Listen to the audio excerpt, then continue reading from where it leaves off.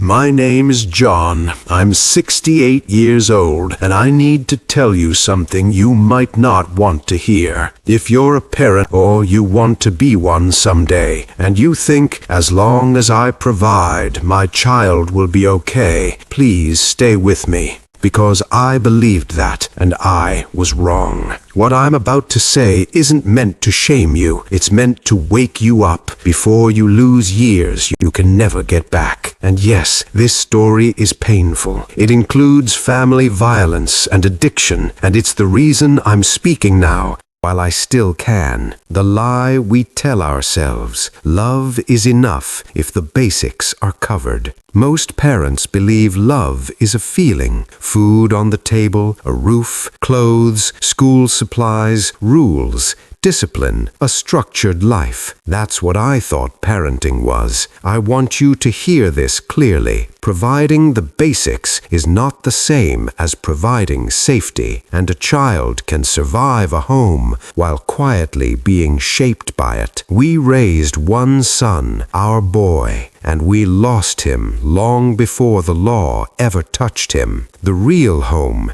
not strict but unsafe. From the outside, our house looked normal. From the inside, it was a battlefield. My wife and I fought constantly, not the kind of arguing where two adults disagree and cool off. I mean the kind where voices get sharp, words turn cruel, the air turns heavy. Sometimes it became physical, not every day, not in front of guests, not in a way that left dramatic evidence, but enough that plates broke, doors slammed, hands shook, and afterward there was that silence that isn't peace, it's tension that a child can taste. And our son saw it all. He didn't have to understand adult problems to understand one thing: home was not safe. And when a home isn't safe, a child doesn't relax, he doesn't learn, he doesn't grow, he adapts. The first red signal was what he said at 5 years old. The first time I realized how much he had absorbed, he was 5 years old. A teacher called us in after class. She looked frightened in a way I'll never forget. She said she overheard our son during a group activity. He was upset with another child, and under his breath he said, "I will hit you like my father hits my mummy." I remember my stomach dropping,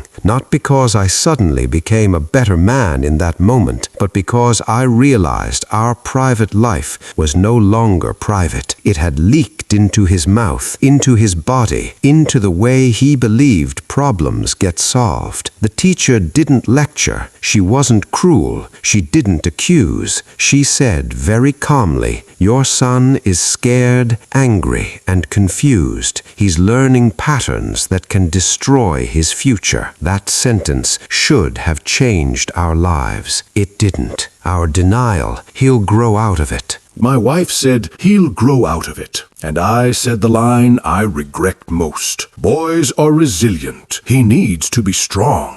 What I meant was, I don't want to face this. I didn't want to admit that I was teaching my son something without ever sitting him down.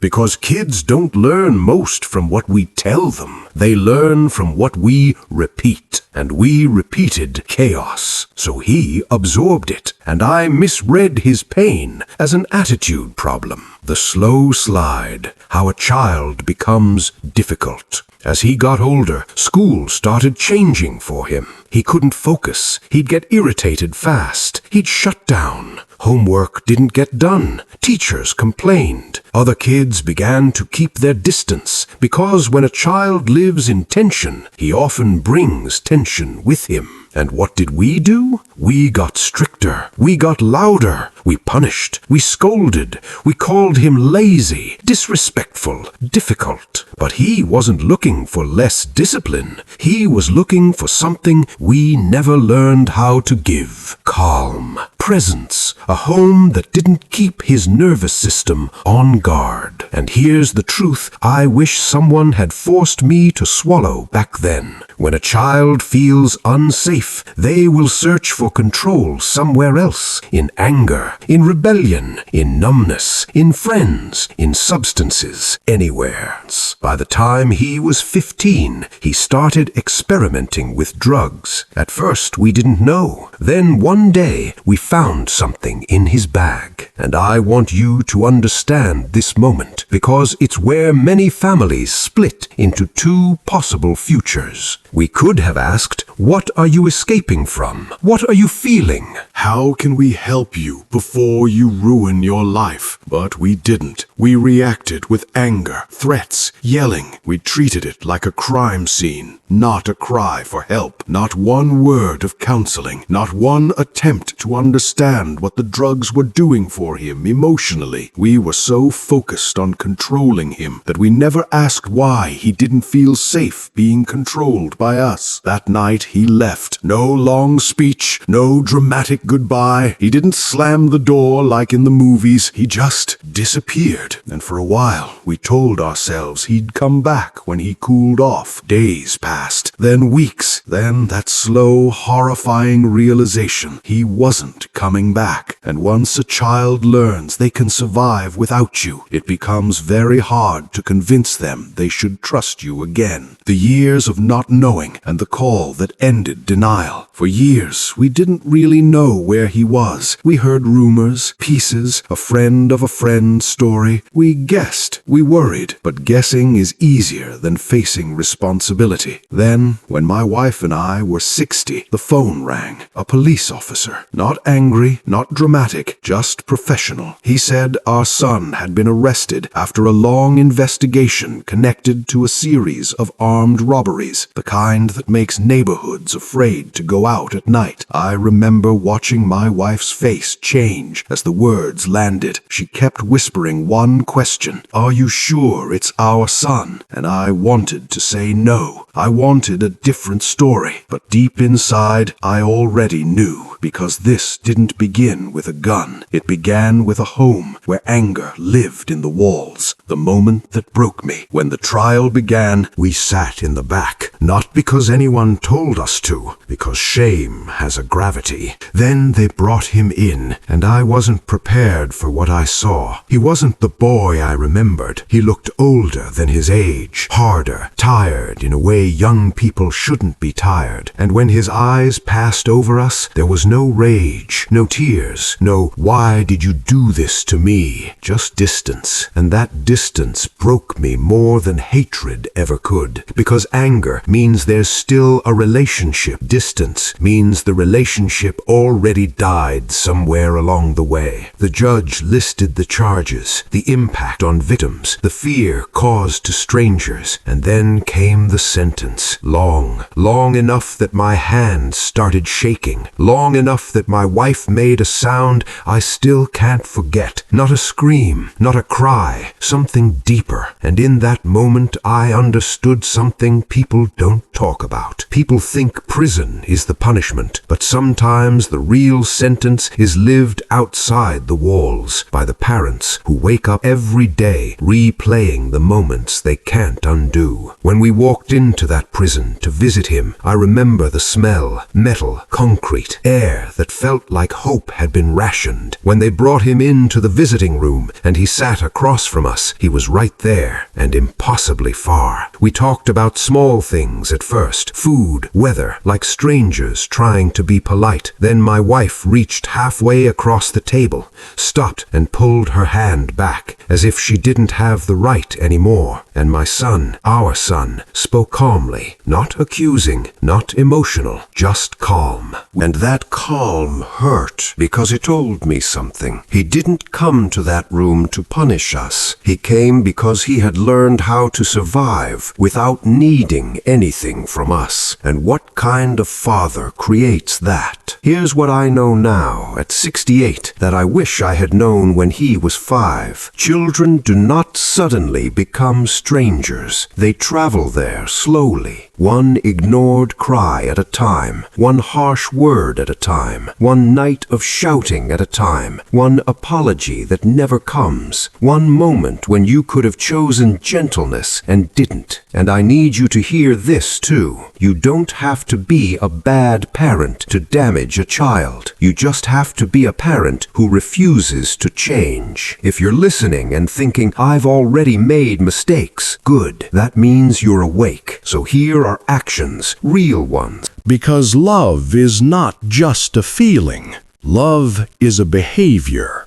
If there is violence in your home, it must stop. Not less often, not only when stressed. Stop. Get help. Separate if you have to. A child cannot feel safe while fear is still active. Don't just correct behavior. Connect first. Before consequences, ask what happened in you right before that. Kids calm down faster when they feel understood. Repair is parenting. If you yelled, come back and say, I was wrong to yell. I'm sorry. You didn't deserve that. Apologies don't weaken authority. They build trust. Stop labeling your child as the problem. Lazy and bad are easy words. Try overwhelmed, anxious, carrying too much. Create one daily ritual that signals safety. 10 minutes at bedtime, a walk, a meal with no phones. Small, consistent presence beats grand speeches. Get outside support early. A counselor, a parenting coach, a faith leader with training, anger management, couples therapy. Not because you're broken, because you're human, and patterns don't fix themselves. Tonight, do one thing that makes your home safer. Lower your voice. Walk away before you explode. Apologize first. Put your hand on your child's shoulder and say, I'm here. Ask, what do you need from me that you're scared to say? And if your home has become a place of fear, don't wait for a courtroom to teach you the price of silence. Because one day, if you don't change, you may stand in a room with your child sitting across from you and realize you're looking at someone who learned to live without your love. I'm 68, and if I could go back to one ordinary evening, just one, I wouldn't chase success. I wouldn't chase pride. I would choose gentleness, because everything that happened after began there. Don't become me. Choose safety, choose presence, choose repair while your child is still close enough to reach.